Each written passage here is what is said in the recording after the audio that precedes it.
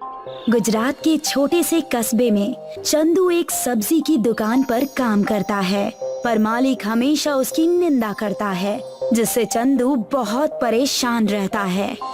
दिन भर पड़ा रहता है, नालायक कहीं का। कुछ काम धाम तो करता है नहीं, बस मुफ्त की रोटियां तोड़ता है। नहीं मालिक, ऐसी बात नहीं है, मैं तो मन लगाकर मेहनत करता हूँ। अच्छा, जरा मुझे भी तो बता कि क्या मेहनत करता है तू? मालिक, मैं सुबह उठकर सबसे पहले मंडी जाकर ट्रक वाले से सब्जियां लेकर आता हूँ, फिर गोदाम में उन सब्जियों को साफ करता हूँ और अलग अलग करके ठेले पर लगाता हूँ। इसके बाद मैं ठेला लेकर पूरे इलाके में सब्जियां बेचने के लिए घूमता हूँ। घूमने से क्या होता है, सब्जी भी तो बिकनी चाहिए ना। वही काम तो करता हूँ मालिक, अगर सब्जियां नहीं बिकती तो ठेला खाली कैसे हो जाता है। काम 2 पैसे का करता नहीं और जुबान चलाने को बोलो तो कैंची से भी तेज जुबान चलती है तुम्हारी। मैंने तो आपको वही बताया जो आपने पूछा। ठीक है, अब जाओ यहाँ से और अपना ठेला संभालो, नहीं तो आवारा जानवर सारी सब्जियां खा लेंगे, और अगर ऐसा हुआ तो तुम्हारी इस महीने की पगार नहीं मिलेगी, समझे? चंदू कुछ नहीं कहता और चुपचाप वहाँ से चला जाता है। चंदू अपना ठेला लेता है और बिना नाश्ता किए ही सब्जियां बेचने के लिए निकल पड़ता है। सब्जियां ले लो, ताजी ताजी सब्जियां ले लो। ममता और सुनीता दोनों एक एक थैला लेकर चंदू से सब्जियां खरीदने के लिए घर से नीचे उतरती हैं। नमस्ते दीदी, कैसी हैं आप? मैं ठीक हूँ चंदू, तुम कैसे हो? अब क्या बताऊं दीदी, मालिक हर बात पर डांटने लगते हैं। मैं तो ईमानदारी से अपना काम करता हूँ, दिन भर की सारी कमाई मालिक को दे देता हूँ, पर मालिक इस बात को समझते नहीं है। तभी पीछे से उसका मालिक आ जाता है और वो चंदू की बातें सुन लेता है। अच्छा, तो तू अब लोगों से मेरी बुराई भी करने लगा है। एक तो मैंने तुझ जैसे अनपढ़ गंवार को अपने यहाँ काम पर रखा और तू लोगों से मेरी ही चुगलियां करता फिर रहा है। नहीं मालिक, मैं आपकी चुगली नहीं कर रहा था। अच्छा, तो तू अब सामने भी झूठ बोलने लगा है। मैंने अपने कानों से सुना है कि तू क्या बोल रहा था मेरे बारे में। जब सामने ये हाल है तो पीठ पीछे ना जाने तू क्या क्या करता होगा। आज से तू मेरे घर मत आना और मेरा ये ठेला गोदाम में जमा कर देना। पर मालिक, मैंने पूरे महीने काम किया है, मेरा पगार तो दे दीजिए। पगार के बदले ये ठेला तू ही रख ले, मुझे नहीं चाहिए तेरा ये मनहूस ठेला, और तुझे कोई पगार भी नहीं मिलेगी। मालिक वहाँ से चला जाता है और चंदू काम से निकलने की वजह से रोने लगता है। रो क्यों रहे हो चंदू? तुम्हें मालिक ने काम पर से निकाल दिया तो क्या हुआ? तुम अपना खुद का काम शुरू कर दो। वैसे भी किसी और के भरोसे कितने दिन तक जीते? ममता की बातों से चंदू का आत्मविश्वास बढ़ता है। वो ठेले की सारी सब्जी बेचता है और उससे जमा हुए पैसों से अगले दिन फिर से सब्जी खरीदने की सोचता है। काम तो मैं कर लूंगा, पर रहूंगा कहाँ? जब चंदू को कुछ भी नहीं सूझता और रात बहुत हो जाती है, तो वो रात को अपने ठेले पर ही सो जाता है और वो गहरी नींद में सो जाता है। कौन आ गया इतनी रात को? क्यों परेशान कर रहे हो भाई? तभी बादल गरजने लगते हैं और तेज मूसलाधार बारिश शुरू हो जाती है। चंदू को छुपने के लिए कोई जगह नहीं मिलती, इसलिए वो ठेले के नीचे चला जाता है।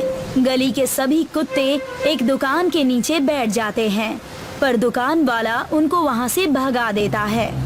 ये सब चंदू ठेले के नीचे से देख लेता है और वो उन कुत्तों को अपने ठेले के नीचे ले आता है। आ जाओ टॉमी, मेरे साथ चलो मेरे ठेले के नीचे। बारिश थम जाने तक तुम वहाँ बैठ सकते हो। सभी कुत्ते चंदू के ठेले के नीचे चले आते हैं। चंदू देखता है कि एक बीमार बूढ़ा कुत्ता ठंड से कांप रहा है। वो अपना गमछा उतारता है और उस कुत्ते के शरीर पर लपेट देता है।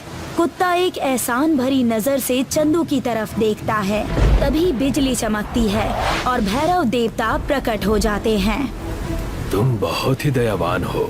तुम्हारे पास खुद रहने के लिए घर नहीं है, पर फिर भी तुम में इन बेसहारों को सहारा देने की हिम्मत है।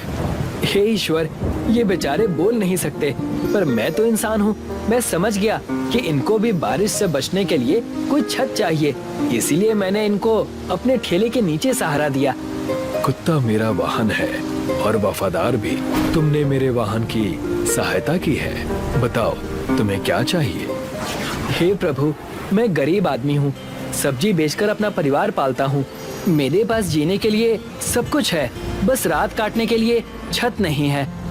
जिस ठेले पर तुमने दूसरों को सहारा दिया, वही ठेला तुम्हें भी सहारा देगा। आज के बाद तुम्हारा ये ठेला रात को एक आलीशान घर में बदल जाएगा, जिसमें जीवन जीने की सारी सुख सुविधाएं होंगी। आपका बहुत बहुत धन्यवाद प्रभु, मैं इसके लिए आपका हमेशा आभारी रहूंगा। चंदू को वरदान देने के बाद भैरव देवता अदृश्य हो जाते हैं और चंदू का ठेला एक आलीशान जादुई घर में बदल जाता है। चंदू सभी कुत्तों को लेकर उस घर के अंदर चला जाता है और वहाँ रखी रोटियां कुत्तों को खाने के लिए देता है। ये लो, रोटियां खा लो। सभी कुत्ते बड़े चाव से रोटियां खाने लगते हैं और अब चंदू खुद भी वहाँ रखा हुआ खाना खाता है और सोने के लिए चला जाता है। अगले दिन जब चंदू के मालिक को ये बात पता चलती है कि चंदू का ठेला एक जादुई घर में बदल गया है, तो वो कुछ गुंडों को लेकर चंदू का ठेला छीनने के लिए जाता है। अच्छा हुआ तू यहीं मिल गया मुझे। आपने तो मुझे काम पर से निकाल दिया था ना, अब मुझे क्यों ढूंढ रहे थे? तेरे पास मेरा ठेला जो है, मुझे मेरा ठेला वापस कर दे। वो ठेला आपका नहीं है, वो अब मेरा ठेला है। और वैसे भी आपने मुझे मेरा पगार नहीं दिया था। चुपचाप मुझे मेरा ठेला दे दे, नहीं तो तेरी खैर नहीं है। देख रहे हो ना मेरे आदमियों को, ये तुम्हारी हड्डी पसली तोड़ देंगे। आप चाहे कुछ भी कर लें, मैं ठेला तो अब वापस नहीं करने वाला। मालिक अपने आदमियों को चंदू को पीटने के लिए इशारा करता है। मालिक का आदेश पाकर सभी गुंडे चंदू को मारने के लिए लाठी लेकर आगे आते हैं। उनमें से एक आदमी चंदू को एक डंडा मारता है। ये तुम लोग ठीक नहीं कर रहे हो, तुम्हें इसकी सजा जरूर मिलेगी। वो गुंडे चंदू की बात नहीं सुनते और उसको पीटने लगते हैं। तभी वो कुत्ते जिनको चंदू ने अपने ठेले के नीचे शरण दी थी, वो ये सब देख लेते हैं और जोर जोर से भौंकने लगते हैं। सभी गुंडे जब चंदू को पीटना बंद नहीं करते, तो वो कुत्ते दौड़ते हुए आते हैं। कुत्ते उन गुंडों के पैर पर दांत से काट लेते हैं। मेरा पैर, बचाओ बचाओ। कुत्तों के काटने के डर से सभी गुंडे और मालिक वहाँ से भाग जाते हैं। मैं सोचता था कि मेरा इस शहर में कोई नहीं है, पर मेरे असली दोस्त तो तुम लोग हो। आज के बाद तुम लोग हमेशा मेरे साथ रहोगे। अगली सुबह होने पर घर गायब होकर फिर से ठेला बन जाता है और चंदू अब अपने उस जादुई ठेले पर सब्जियां बेचने के लिए गांव-गांव घूमता है।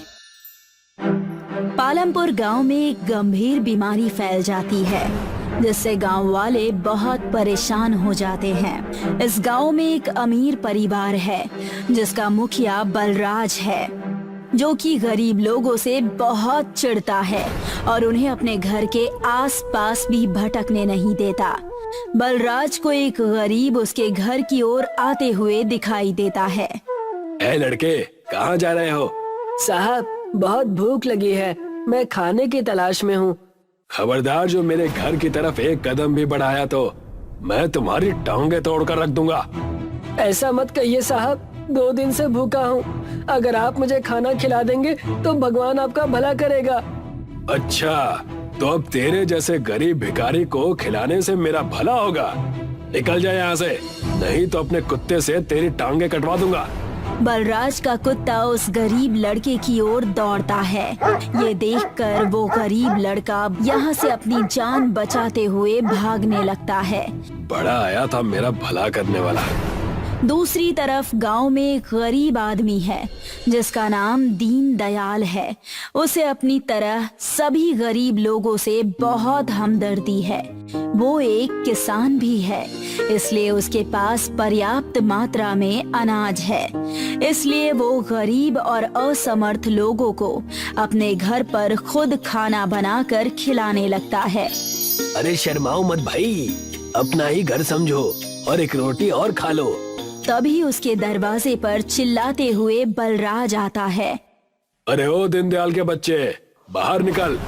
आप लोग परेशान मत होइए, आप खाना खाइए, मैं जाकर देखता हूँ कि आखिर बात क्या है। दीनदयाल की बात सुनकर सभी गरीब लोग खाना खाने लगते हैं और दीनदयाल घर के बाहर आ जाता है। नमस्ते साहब, आज आपका इस गरीब के घर की ओर कैसे आना हुआ? मैं तो तेरी शक्ल भी नहीं देखना चाहता, लेकिन तेरे कारनामे इतने घटिया हैं कि मुझे यहाँ आना पड़ा। अब क्या गलती हो गई मुझसे सरकार? तू बड़ा दानवीर बना फिरता है ना, तू जाकर सड़कें बनवाना, रास्ते ठीक कर। मैंने ऐसा क्या कर दिया? तू जो ये गरीबों को खाना खिला रहा है, उससे मुझे परेशानी हो रही है। पर साहब, मैं तो इन बेचारे गरीबों को अपने घर पर अपना उगाया हुआ अन्न खिला रहा हूँ, इससे भला आपको क्या तकलीफ है? तू चाहे अपने घर पर खिला या अपनी छत पर खिला, पर ये लोग उड़कर तो सीधे तेरे घर में नहीं आते ना। ये लोग मेरे घर के आगे से होकर गुजरते हैं। पर इसमें बुरा क्या है? ये इतने गंदे लोग हैं कि इनके पीछे मक्खियां भिनभिनाती हैं और कुछ मक्खियां मेरे घर में भी घुस गई हैं। ये तेरे लिए आखिरी चेतावनी है। अगर आज के बाद तूने इनको खाना खिलाया तो तेरी खैर नहीं। इतना कहकर बलराज गुस्से से यहाँ से चला जाता है। दीनदयाल अपना उदास चेहरा लेकर घर के अंदर आता है, जहाँ पर कुछ गरीब लोग खाना खा रहे हैं, जिन्होंने बलराज की चेतावनी सुन ली है। चाचा जी, क्या आप कल से हमें खाना नहीं खिलाएंगे? नहीं बेटा, ऐसी कोई बात नहीं है, तुम चिंता मत करो। तुम्हें जब भी भूख लगे मेरे घर आ जाना और पेट भरकर खाना खा लेना। खाना खाने के बाद सभी गरीब लोग दीनदयाल के घर से चले जाते हैं। दीनदयाल अपने पड़ोसी बलराज की बातों पर बहुत देर तक सोचता है, पर उसका मन नहीं मानता कि वो इस बीमारी के समय में गरीबों की मदद ना करे। इसलिए वो गरीबों को खाना खिलाना जारी रखता है। ये देखकर बलराज बहुत चिढ़ जाता है और वो एक पंचायत बुलाकर दीनदयाल पर झूठा चोरी का आरोप लगाता है। मैंने इस दीनदयाल को अपना पड़ोसी और दोस्त माना, पर इसने दोस्ती की आड़ में मेरे घर से 5 बोरी अनाज चुराए हैं। मैं नहीं चाहता ये चोर गांव के दूसरे लोगों के घर में भी चोरी करे, इसीलिए इसे गांव से निकाला जाना चाहिए। बलराज की बात सुनकर और गांव वालों के हित के लिए पंचायत दीनदयाल को गांव से निकालने का फैसला करती है। अब दीनदयाल अपना घर छोड़कर गांव से दूर जंगल में जाकर रहने लगता है। वो जंगल में अपनी छोटी सी झोपड़ी और एक रसोई घर बनाता है। दीनदयाल अपने बचे हुए अनाज से गरीब लोगों को फिर से खाना खिलाना शुरू करता है, पर अब दीनदयाल के पास धीरे धीरे अनाज की कमी होने लगती है। वो एक दिन में कई 100 लोगों का खाना बनाता है। इसी बीच जब वो अपने अनाज भंडार में जाता है तो देखता है कि अब उसके पास सिर्फ आधा बोरी अनाज ही बचा है। हे भगवान, मेरी मदद करो, ये महामारी तो थमने का नाम ही नहीं ले रही है और ऊपर से मेरे घर में राशन भी खत्म होने जा रहा है। मैं कैसे लोगों की मदद करूंगा? दीनदयाल बचे हुए आधे बोरी अनाज से गरीबों के लिए खाना बनाता है, जिससे वो एक थाली में कुछ खाना अपने लिए निकालकर अलग से रखता है। वो सभी गरीबों को खाना खिलाता है और खाना खाने के बाद जब सभी गरीब वहाँ से चले जाते हैं तो दीनदयाल अपना खाना निकालकर खाने लगता है। तभी एक बीमार बूढ़ी औरत दीनदयाल के दरवाजे पर आ जाती है। बेटा, बहुत भूख लगी है, कुछ खाने को दे दो। दीनदयाल को उस बूढ़ी औरत पर बहुत दया आती है और वो अपने लिए रखा हुआ खाना उस बूढ़ी औरत को खिला देता है। खाना खाने के बाद बूढ़ी औरत वहाँ से जाते हुए दीनदयाल को आशीर्वाद देती है। बेटा, इस महामारी में जब सभी लोग मरीजों से दूर भाग रहे हैं, तब ऐसे समय में भी तुम गरीब और असहाय लोगों की मदद कर रहे हो। भगवान तुम्हारा भला करे और तुम्हारे इस छोटे से रसोई घर को अनमोल बनाए।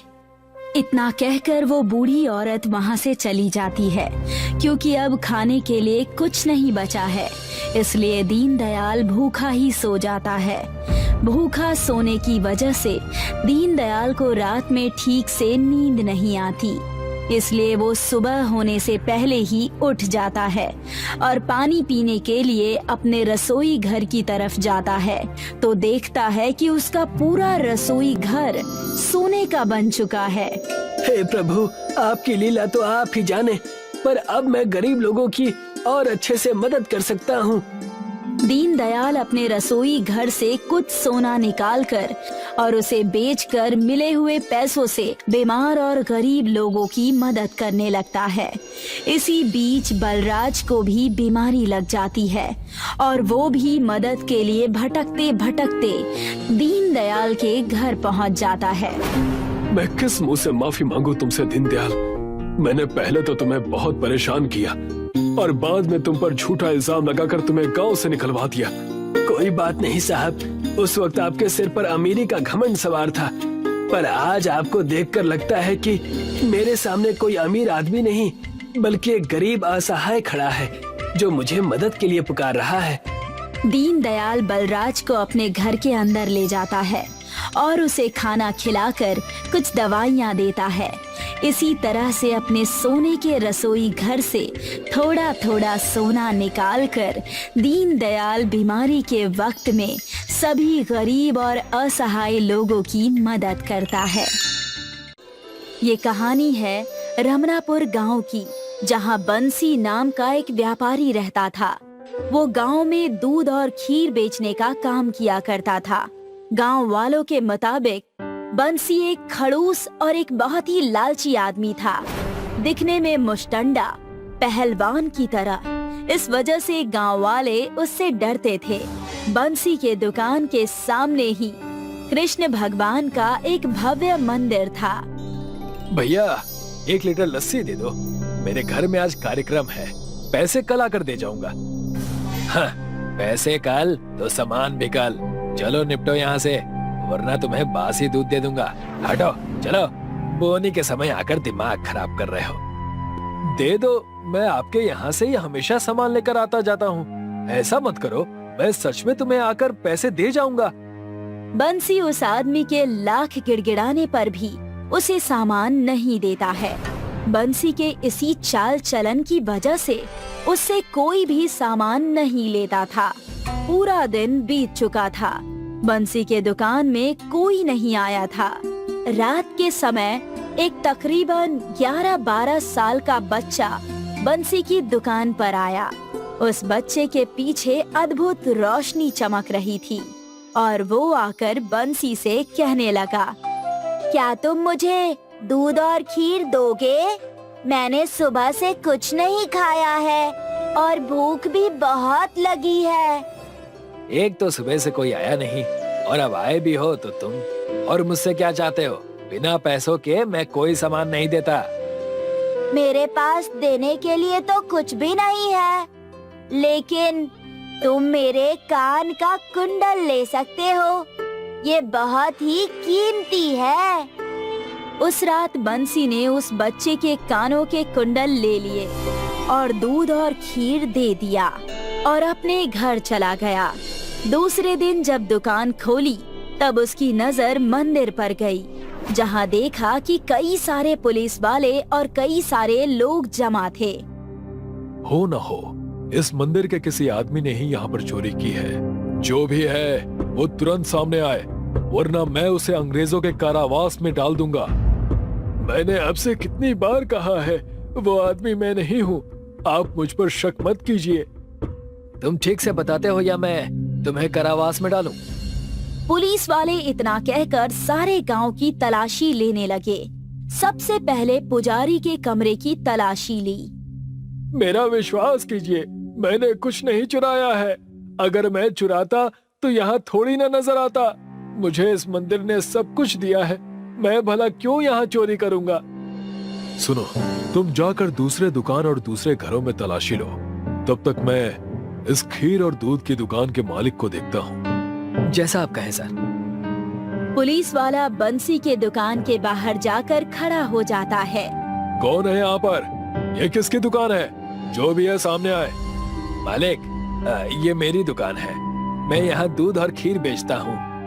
मुझे उन सब से कोई लेना देना नहीं है। मुझे इस दुकान की तलाशी लेनी है। पुलिस वाला बंसी की दुकान की तलाशी लेता है।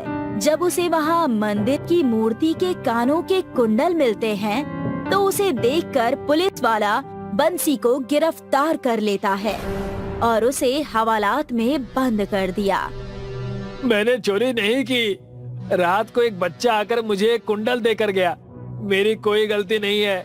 मुझे माफ कर दो। गांव वालों ने गुस्से में आकर बंसी की दुकान को जलाने की सोची। इस चोर ने हमारे भगवान के कानों के कुंडल चुराए हैं। हम इसे छोड़ेंगे नहीं। लेकिन उसे सजा पुलिस वालों ने दे दी है। उससे बदला लेकर हमें कुछ नहीं मिलेगा। पुजारी की बात को नजरअंदाज करके सबने बंसी की दुकान में आग लगा दी। मानो धुएं से दुकान शांत हो ही नहीं रही थी। हमेशा अकड़ू और पहलवानी का घमंड दिखाता है ना। अब मजा आएगा। हमें दूसरों की गलती को माफ करना सीखना चाहिए। आप सब ये गलत कर रहे हैं। गांव वालों ने बंसी की दुकान पर आग तो लगा दी थी, लेकिन उस आग का धुआं शांत हो ही नहीं रहा था। पूरे 1 महीने बीत चुके थे। उस आग का धुआं वैसे का वैसा ही था, मानो कोई धुएं का घर हो। बंसी जब जेल से छूटकर अपने दुकान के पास आया, तो वो दुकान जलता हुआ देखकर दंग रह गया। मेरी दुकान, मेरी दुकान, मेरे खून पसीने की कमाई से बनाई हुई दुकान। हे भगवान, पूरे दुकान में धुआं धुआं कर दिया है। ये तो होना ही था। तुमने काम जो वैसा किया है। कोई पानी लाओ, कोई मेरे दुकान को बचाओ। इन गांव वालों ने मेरे दुकान को जलाकर राख कर दिया है। अरे कोई पानी लाओ। बंसी को रोता हुआ देखकर वहाँ पर मंदिर का पुजारी आया। मत रो बंसी, कुछ नहीं हुआ है। मेरी पूरी दुकान जलकर राख हो गई है और आप कह रहे हैं कि कुछ नहीं हुआ। ये बात तो मेरी भी समझ में नहीं आ रही। एक बार तुम दुकान के अंदर जाकर देखो, तब तुम्हें समझ में आएगा। गांव वालों के लाख जलाने के बाद भी तुम्हारी दुकान बिल्कुल वैसी की वैसी ही है। बस उसमें से धुआं निकल रहा है और कुछ नहीं।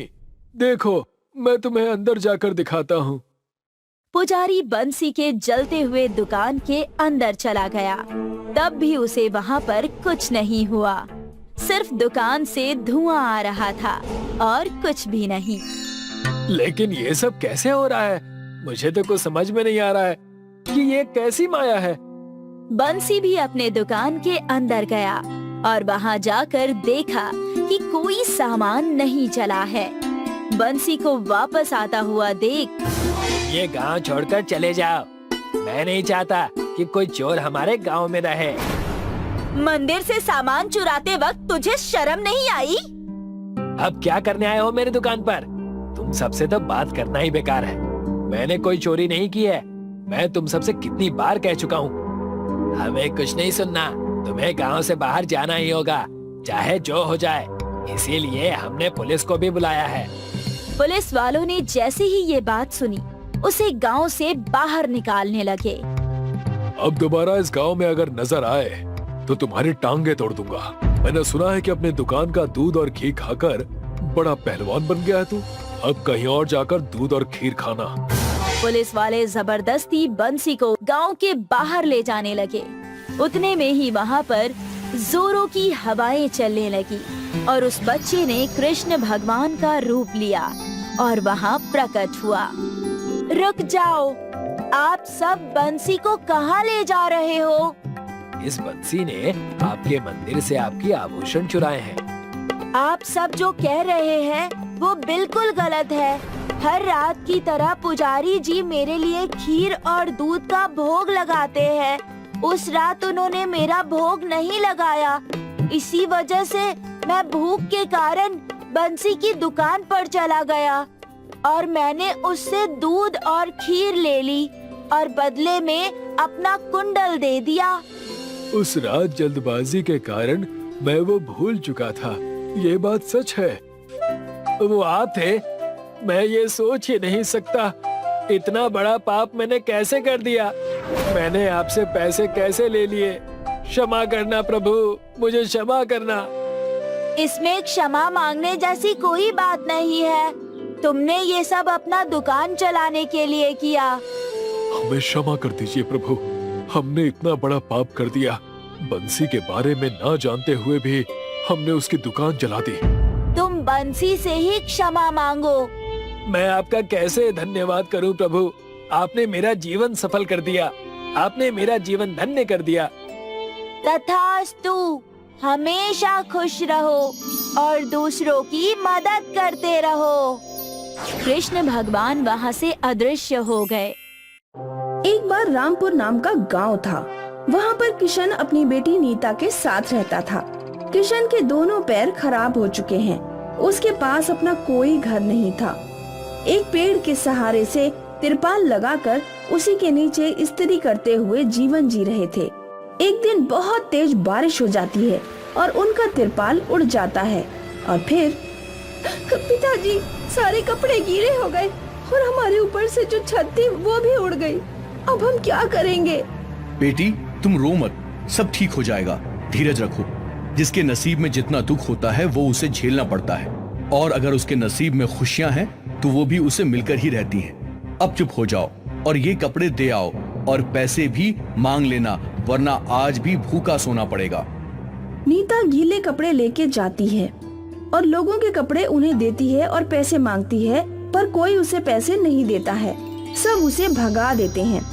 नीता रोते हुए आगे बढ़ती है और सोचती है, किसी ने पैसे नहीं दिए, अब बस माही मैडम के कपड़े रह गए हैं। शायद वो कपड़े लेने के बाद मुझे पैसे दे दें। नीता के पड़ोस में ही एक माही नाम की औरत होती है। वो रोज उनसे कपड़े इस्त्री करवाती और टाइम पे पैसे भी नहीं देती। नीता कपड़े लेके वहाँ पहुँचती है। कपड़े नीता के ऊपर फेंकते हुए कहती है, ले जाओ ये कपड़े और दोबारा धो के सुखाकर और प्रेस करके लाना। मैडम, अगर कुछ पैसे मिल जाते तो। एक तो सारे कपड़े गीले कर दिए और पैसे भी चाहिए। अरे जाओ यहाँ से, कुछ नहीं मिलने वाला। नीता रोते हुए जंगल में पहुँच जाती है। वहाँ पर एक नदी के किनारे बैठकर रोने लगती है और कहती है, अब मैं क्या करूँ? किसी ने पैसे नहीं दिए, घर में खाने को भी कुछ नहीं है। अब पिताजी से क्या कहूँगी? हे भगवान, अब तू ही मदद कर हमारी। नीता कुछ देर वहीं बैठी रहती है और वहाँ रखे रेत से एक छोटा सा घर बनाकर कहती है, भगवान ने सच में तो घर दिया नहीं, तो रेत का ही घर बना लेती हूँ। तभी नीता की नजर नदी के बाहर एक मछली पर पड़ती है। मछली तड़प रही थी। नीता उसे उठाकर वापस पानी में डाल देती है।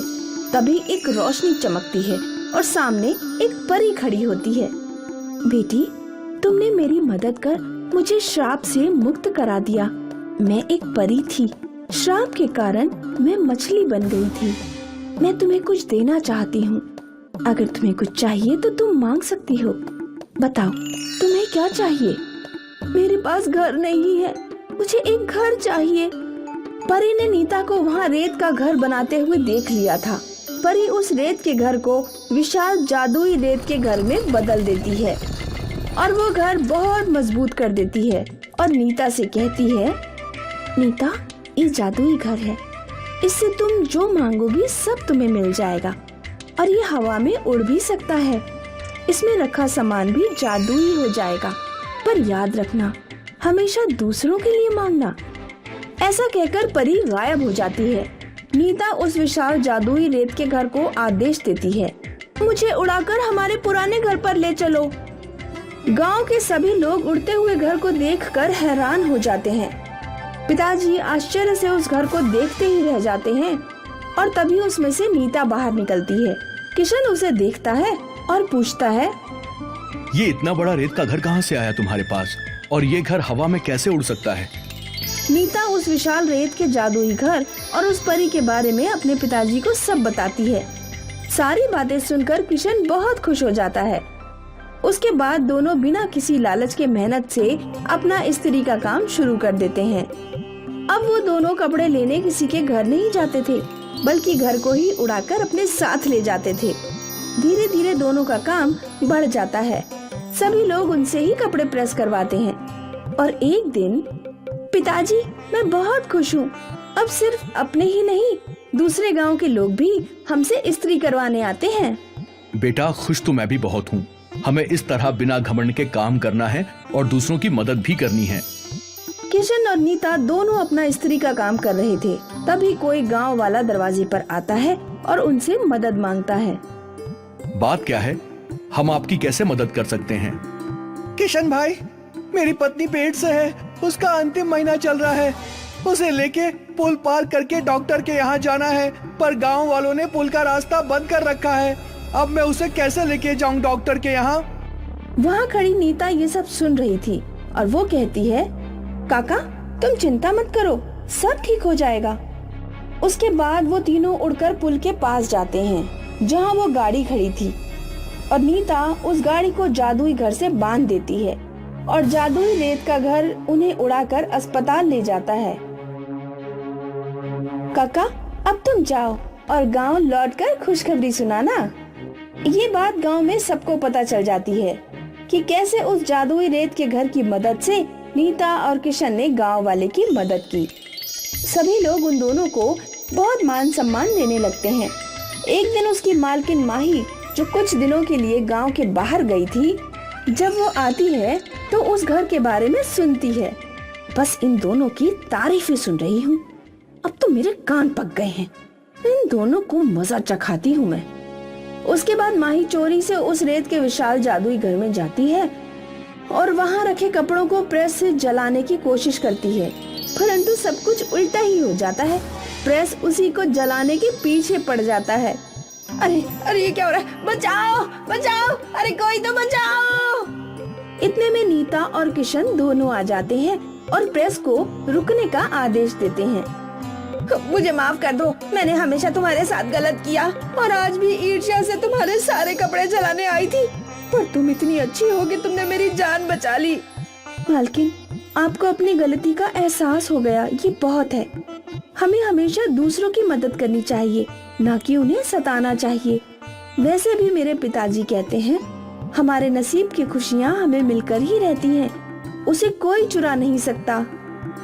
दोनों बाप बेटी एक दूसरे के गले लगते हैं और इसी तरह बिना किसी लालच के दूसरों की मदद करते हुए उस रेत के विशाल जादुई घर में रहते हैं। एक गांव में बबीता देवी अपने 2 बेटों के साथ रहती थी। बड़ा बेटा ललित शहर में जॉब करता था और छोटा बेटा मुन्ना अपनी माँ और पत्नी के साथ खेतों का काम संभालता था। ललित की पत्नी घर पर ही रहती थी। ललित बाइक से ड्यूटी पर जाता था। शाम को ललित घर आया और उसने बाइक खड़ी की, लेकिन वह बहुत थका हुआ था। बाहर से बहुत थका हुआ आया हूँ, पानी पिला दो। ला रही हूँ, इतना शोर क्यों करते हो? बाइक चलाकर इतनी दूर जाता हूँ। किसने कहा है कि तुम बाइक से चलो? जमीन बेचकर गाड़ी खरीद लो। हाँ, आइडिया तो सही है, लेकिन मुन्ना और माँ नहीं मानेंगे। मुन्ना तो बहुत सीधा है, बिल्कुल पागल है, वो मान जाएगा। लेकिन माँ नहीं मानेगी। माँ नहीं मानेगी तो इसका मतलब ये तो नहीं कि हम सारी जायदाद एक अनपढ़ गंवार के हाथ में जाने देंगे। हाँ, मैं इतना पढ़ा लिखा हूँ, इसलिए मैं ही उस जमीन के साथ कोई न्याय कर सकता हूँ। तो इंतजार किसका है? साम दाम दंड भेद ऐसे समय के लिए ही है। ललित और उसकी पत्नी योजना बनाने में लग गए। मुन्ना खेतों में काम कर रहा था। उसकी माँ और पत्नी भी वहीं मदद कर रही थी। तभी उसने देखा कि सड़क के किनारे एक बाइक आकर रुकी, जिस पर ललित और उसकी पत्नी आए थे। भैया और भाभी आज खेत पर क्या कर रहे हैं? मैंने तो पहली बार ही आते हुए देखा है। हाँ, एक जरूरी काम था। हाँ भैया, बोलो ना। दरअसल मुझे तुझसे परमिशन लेनी थी। भैया, मुझ अनपढ़ से? मैं चाहता हूँ कि तू अब इस खेत में काम ना करे, बल्कि तू अब कोई दुकान खोल ले। लेकिन इस खेत में काम कौन करेगा?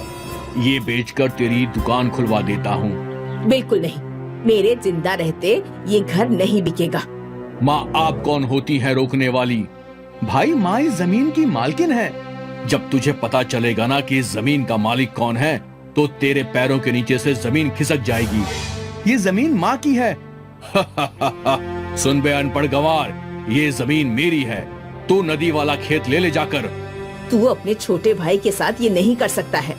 मैंने कुछ नहीं किया है, मुझे तो ये कागज पापा के संदूक से मिला। नहीं नहीं, वो दोनों बेटों में इतना भेदभाव कर ही नहीं सकते। माँ, ये पूछने के लिए आपको भी मरकर पापा के पास जाना होगा।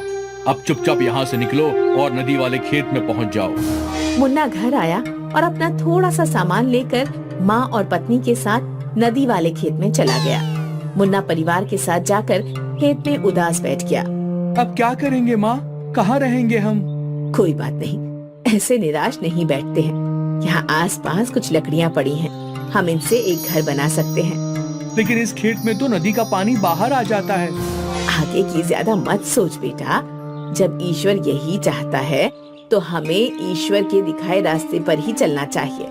ठीक है माँ, मैं अब घर बनाने में जुट जाता हूँ। मुन्ना अपनी पत्नी के साथ मिलकर घर बनाने लगा। उसकी माँ ने वहाँ मिट्टी का चूल्हा बनाकर खाना बनाया। फिर तीनों ने खुशी खुशी खाना खाया और बाकी बचा हुआ घर बनाकर सो गए और खेत में फसल बो दी और तीनों उस पे खूब मेहनत करने लगे। फसल बड़ी हो चुकी थी। माँ अब सही कहती थी, देखो हमारी मेहनत रंग ला रही है। ये लहलहाती फसल कितनी सुकून दे रही है। ये सब तेरे और बहू की मेहनत और सब्र का फल है। दूसरी तरफ ललित सारी जमीन बेचकर कार खरीद चुका था और दोनों बहुत खुश थे। बहुत समझदार है तू तो। कोई षड्यंत्र रचना है तो तू मुझसे सीख। मैं तो अच्छे की अकल ठिकाने लगा दूं। वो तो फिर भी पागल आदमी था। दोनों ऐसे ही बात करते हुए खुश होने लगे। एक रात को बहुत तेज बारिश आ गई, जिससे नदी का पानी बाहर आने लगा। बारिश रुकने का नाम ही नहीं ले रही थी और धीरे धीरे यह बारिश बाढ़ का रूप ले चुकी थी। मुन्ना का घर बारिश में बह गया और पानी के ऊपर तैरने लगा। सुबह को मुन्ना ने दरवाजा खोला तो देखा कि वह सब पानी में है। माँ माँ देखो। हाँ, हम पानी में तैर रहे हैं।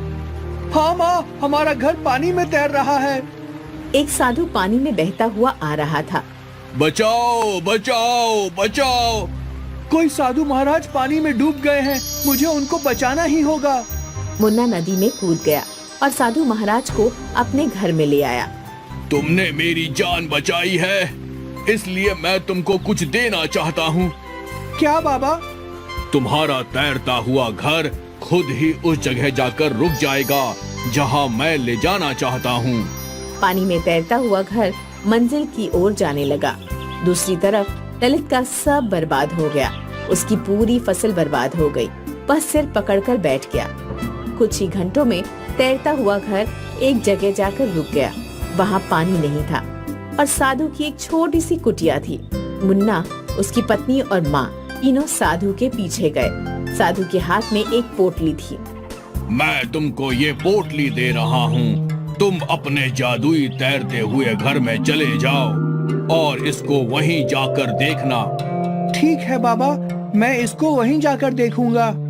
तीनों ने साधु महाराज को प्रणाम किया और घर में आ गए। घर तैरते हुए वापस पानी में आ गया और मुन्ना की जमीन में आकर ही रुका। मुन्ना, अब पोटली खोल कर देख ले। हाँ माँ, बस अभी देखता हूँ। मुन्ना ने पोटली खोलकर देखी तो उसमें हीरे थे।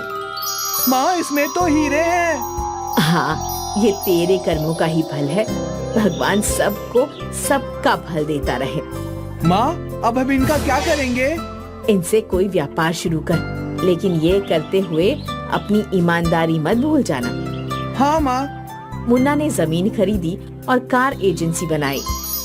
एक बहुत बड़ा घर बनाया और परिवार के साथ वहाँ रहने लगा। रेतपुर गांव में सुखिया नाम का व्यक्ति रहा करता था।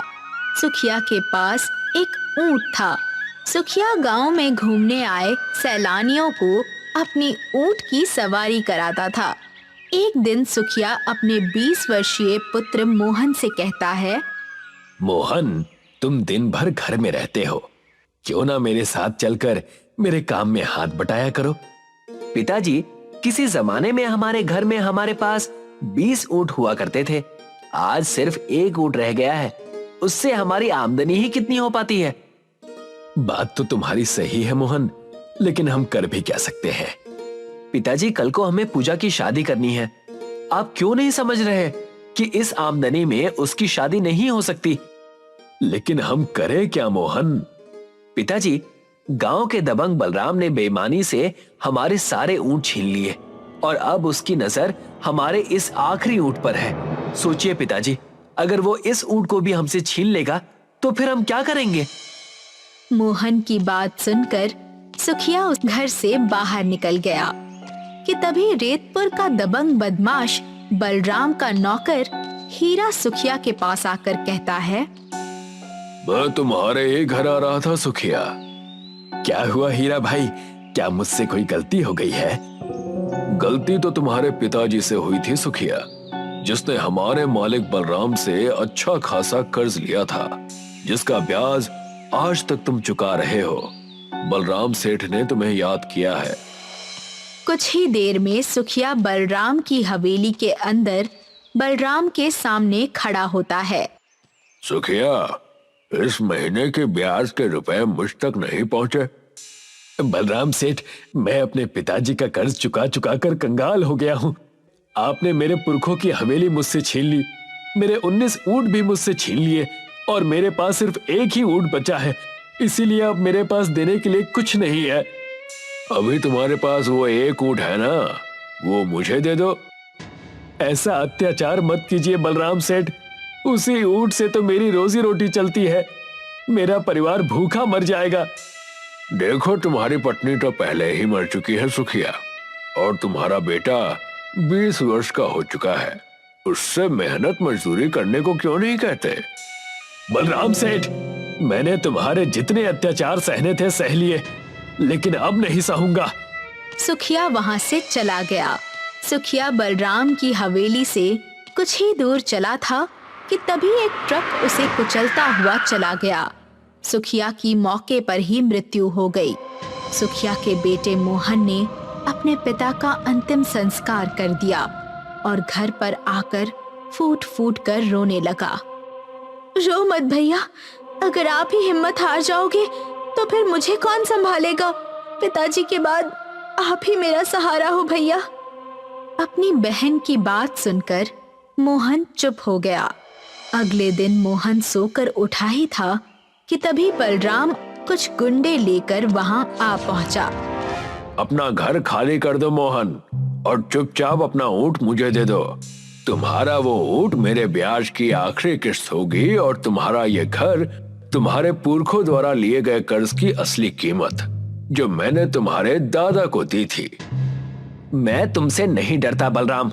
तुमने अब तक ना जाने गांव के कितने ही गरीब और असहाय लोगों की संपत्ति झूठ बोलकर हड़पी है, और मेरे दादा के देहांत के बाद तुमने मेरे पिता को भी बर्बाद कर दिया। अभी तुम्हारे दूध के दांत भी नहीं टूटे बच्चे, मेरा मुकाबला करोगे? मेरा मुकाबला तो तुम्हारे पिता और दादा भी नहीं कर सके, तो तुम क्या खाक करोगे? इतना बोलकर बलराम अपने गुंडों से कहता है, देखते क्या हो, मोहन के घर पर कब्जा कर लो और मोहन और उसकी बहन को धक्के देकर घर से बाहर निकाल दो। बलराम के गुंडों ने मोहन और उसकी बहन पूजा को उसके ही घर से बाहर निकाल दिया। दुष्ट पापी, तूने हमारा सब कुछ छीन लिया। कम से कम हमें हमारे घर से हमारे पिताजी की कुछ आखिरी निशानियां तो ले जाने देता। पूजा ने इतना कहा ही था, बलराम पेंटिंग पूजा के हाथ में पकड़ाता हुआ कहता है, तुम्हारे पिताजी को अपना ऊंट बहुत प्यारा था। अब भला वो तो तुम्हें नहीं दे सकते, लेकिन हाँ, ये ऊंट की तस्वीर तुम ले जा सकते हो। इस ऊंट को देखकर अपने पिताजी को याद करते रहना। पूजा उस तस्वीर को पकड़कर अपने भाई मोहन के साथ रोती हुई वहां से चली गई। वो दोनों गांव की सीमा पर पहुंचे ही थे कि तभी गांव के मुखिया ने उन दोनों को रोक लिया। तुम दोनों को कहीं जाने की जरूरत नहीं है। तुम दोनों आज से मेरे घर पर रहोगे। नहीं मुखिया जी, मैं आपका ये उपकार नहीं ले सकता। तुम्हारे पिता और तुम्हारे दादा ने मेरे पिता पर बहुत उपकार किए थे, अब ना मत करना। मुखिया मोहन और पूजा को अपने घर पर लेकर आ गया। रात में पूजा अपने पिता को याद करके रो रही थी कि तभी उसके कानों में एक ऊंट की आवाज टकराई। यहाँ तो आसपास कोई ऊंट नहीं है, फिर ये आवाज कैसी? कुछ देर बाद उसके कानों में ऊंट के बोलने की लगातार आवाजें टकराने लगी। पूजा ने देखा कि वो आवाजें तस्वीर के अंदर से आ रही थीं। पूजा ने जैसे ही उस तस्वीर को देखा तो वो हीरे का ऊंट तस्वीर के अंदर एक रेगिस्तान में चला जा रहा था। पूजा अपने भाई मोहन को बाहर बुलाकर लाती है। क्या हुआ पूजा? भैया ये देखिए, इस तस्वीर में हीरे का ऊंट चल रहा था और बोल भी रहा था। मोहन उस तस्वीर को गौर से देखने लगा। जैसे ही मोहन ने उस तस्वीर में बने हीरे के ऊंट को हाथ लगाया, अचानक वो हीरे का ऊंट तस्वीर से बाहर निकल आया। ये देखकर पूजा और मोहन की आंखें आश्चर्य से फटी की फटी रह गईं। मुझे देखकर आश्चर्य करने की जरूरत नहीं है। मैं एक जादुई हीरे का ऊंट हूँ जो तुम्हारे दादा ने एक जादू की नगरी से खरीदा था, लेकिन किसी कारणवश उन्होंने मुझे इस तस्वीर के अंदर बंद कर दिया था और मुझसे कहा था कि जब उनका पोता मेरी तस्वीर को हाथ लगाएगा मैं तब बाहर आ जाऊंगा। इस दृश्य को मुखिया भी देख रहा था। मुखिया वहां आकर मोहन से कहता है, मोहन, मेरे पिताजी कहा करते थे कि तुम्हारे दादा के पास कुछ चमत्कारिक शक्तियां भी थी, लेकिन तुम्हारे पिताजी को इस बात पर विश्वास नहीं था। तभी वो हीरे का ऊंट अपने मुंह से हीरे उगलने लगा। इन हीरों को बाजार में बेचा ना, तुम कोई आम इंसान के पोते नहीं हो।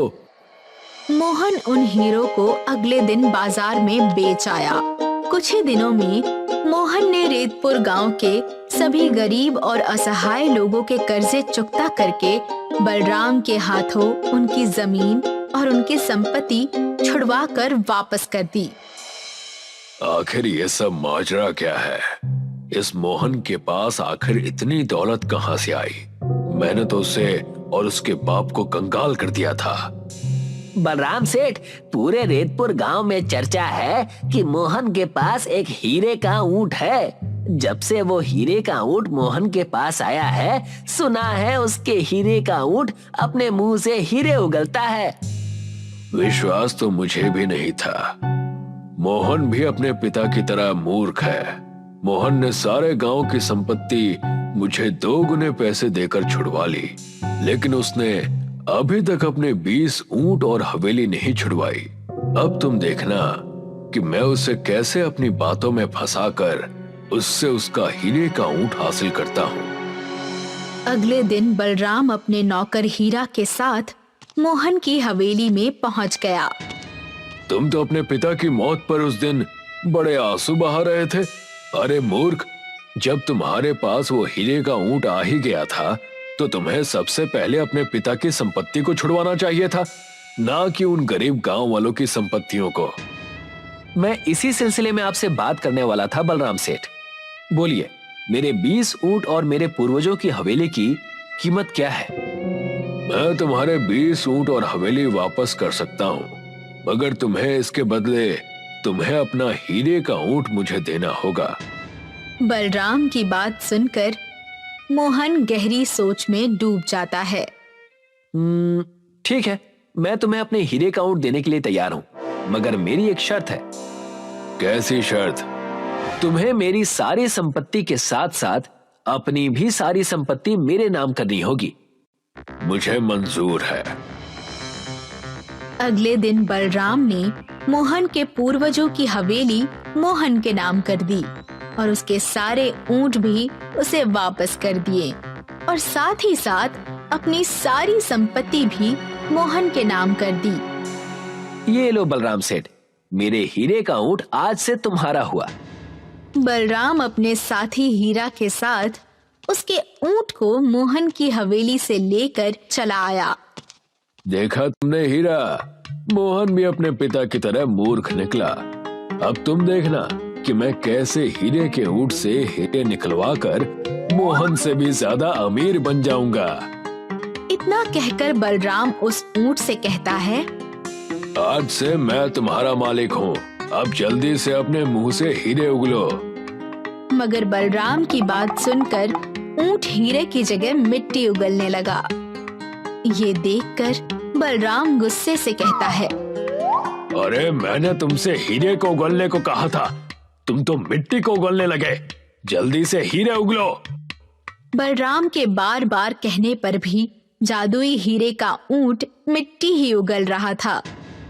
तू मुझे मूर्ख समझ रहा है? जादुई हीरे के ऊंट, अगर तू हीरे नहीं उगलेगा तो क्या हुआ? तेरे शरीर पर लगे हुए हीरे उखाड़ कर मैं अपने नुकसान की भरपाई करूंगा। जैसे ही बलराम ने हीरे के ऊंट के शरीर पर लगे हुए हीरों को हाथ लगाया, हीरे का ऊंट गायब हो गया। हीरे के ऊंट को गायब होते देख बलराम घबराते हुए हीरा से बोलता है, ये तो गायब हो गया। बलराम सेठ, मुझे लगता है कि मोहन ने आपको मूर्ख बनाया। तभी बलराम और हीरा के कानों में मोहन की आवाज आती है। अब ये बलराम सेठ नहीं बल्कि भिखारी हो गए हैं। ये सब क्या है मोहन? वो हीरे का ऊंट कहाँ गया? उस हीरे के ऊंट को जहाँ जाना था वो चला गया। इतना कहकर मोहन वही तस्वीर बलराम को दिखाने लगा। उस तस्वीर में वही हीरे के ऊंट का चित्र बना हुआ था। जिस जादुई हीरे के ऊंट को तुम अपनी सारी संपत्ति और पैसा देकर मुझसे ले गए थे, वो जादुई हीरे का ऊंट मेरे दादाजी ने जादुई नगरी से खरीदा था। जब वो ऊंट इस तस्वीर से बाहर आया था, तब उसने मुझे बताया था कि मेरे दादा ने तुमसे कोई कर्ज नहीं लिया था। तुमने मेरे पिताजी से झूठ बोला था और इसी जादुई हीरे के ऊंट ने तुम्हें बर्बाद करने के लिए मुझे तरकीब भी बताई थी। और एक मजे की बात तुम्हें बताऊं कि ये जादुई हीरे का ऊंट सिर्फ मेरे हाथ लगाने से ही बाहर आ सकता है, क्योंकि ये मेरा हीरे का ऊंट है, तुम्हारा नहीं। अब तुम सारी जिंदगी गरीबी में काटोगे। तुम्हें पता चल जाएगा कि गरीब का जीवन कितना कठिन होता है। इतना कहकर मोहन वहाँ से चला गया। बलराम और हीरा दोनों कंगाल हो चुके थे। राजस्थान के एक इलाके में इंद्रलोक नाम का एक गांव था। इस गांव का नाम इंद्रलोक इसलिए पड़ा था क्योंकि यहाँ के लोग पानी के लिए बारिश पर निर्भर थे और इन सब का मानना था कि बारिश इंद्र देवता करते हैं। इसलिए यहाँ के लोग साल में एक बार इंद्र देवता के लिए बहुत बड़ा हवन करते हैं। हमारा ये गांव रेगिस्तान में होकर भी कितना अच्छा है ना? हाँ, हमारे गांव पर इंद्र देवता की कृपा है, नहीं तो रेगिस्तान में इतना खुशहाल गांव मैंने आज तक ना कभी देखा है और ना ही कभी सुना है। हाँ, ये तो है। इस गांव पर इंद्र देवता की कृपा है और उनके आशीर्वाद से ही यहाँ पर समय समय पर बारिश होती है जिससे इस सूखे रेगिस्तान में भी हमें पानी की कमी नहीं होती। इस हफ्ते इंद्र देवता के लिए एक बड़ा हवन होने वाला है। हम सबको अभी से उसकी तैयारी करनी चाहिए। हाँ, सही कह रही हो, तैयारी तो करनी है, पर मुझे आज अपने भैया को लेने के लिए एयरपोर्ट जाना है। आज वो विदेश से वापस लौट रहे हैं, इसलिए मैं आज नहीं आ पाऊंगा। कोई बात नहीं, तुम भैया को लेने चले जाओ, मैं यहाँ पर सब संभाल लूंगी। सुरेश अपने बड़े भाई को लेने के लिए एयरपोर्ट की तरफ निकल पड़ता है और सुप्रिया हवन की तैयारी में जुट जाती है। सुरेश कुछ समय बाद अपने बड़े भाई महेश को लेकर एयरपोर्ट से वापस गांव में लौटता है। महेश गांव में आकर बहुत खुश है। उसे यहाँ पर ताजी हवा, ताजा पानी और खुले आसमान के नीचे जीने में बहुत आनंद आ रहा है। अरे वाह, मेरा गांव तो बहुत खूबसूरत है। मैं तो खामखा सालों से विदेश में घुट घुट कर मर रहा हूँ। क्यों भैया, आपको विदेश में रहना पसंद नहीं है क्या? अरे नहीं नहीं, ऐसी बात नहीं है, पर वहाँ का आसमान इतना साफ नहीं है जितना कि यहाँ पर है। वहाँ तो चारों तरफ आसमान में धुंध ही धुंध दिखाई देती है। कहीं कंपनियों से निकलने वाला धुआं तो कहीं गाड़ियों का धुआं दिखाई देता है। वहाँ पर पीने का पानी बोतलों में भरा हुआ मिलता है, जबकि यहाँ पर कुएं का ताजा ताजा पानी पीने को मिल रहा है। हाँ, ये बात तो है।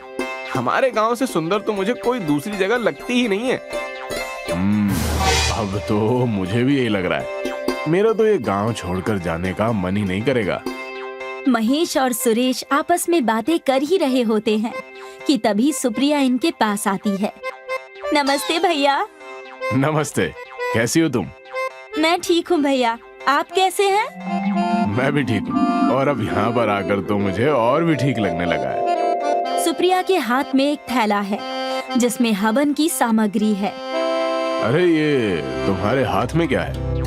भैया, हमारे गांव में हर साल इंद्र देवता के लिए एक बहुत बड़ा हवन किया जाता है। इस बार भी वो हवन होने वाला है और उसका समय अब नजदीक आ चुका है, इसीलिए उसी की तैयारी कर रही हूँ। सुप्रिया की ये बात सुनकर महेश सोच में पड़ जाता है। इंद्र देवता के लिए हवन मतलब? आपको तो पता ही है, हमारे गांव का नाम इंद्रलोक है। यहाँ पर इंद्र देवता की बड़ी कृपा है। उनके आशीर्वाद से ही यहाँ पर समय समय पर अच्छी बारिश होती है, जिससे पानी की कमी कभी नहीं होती।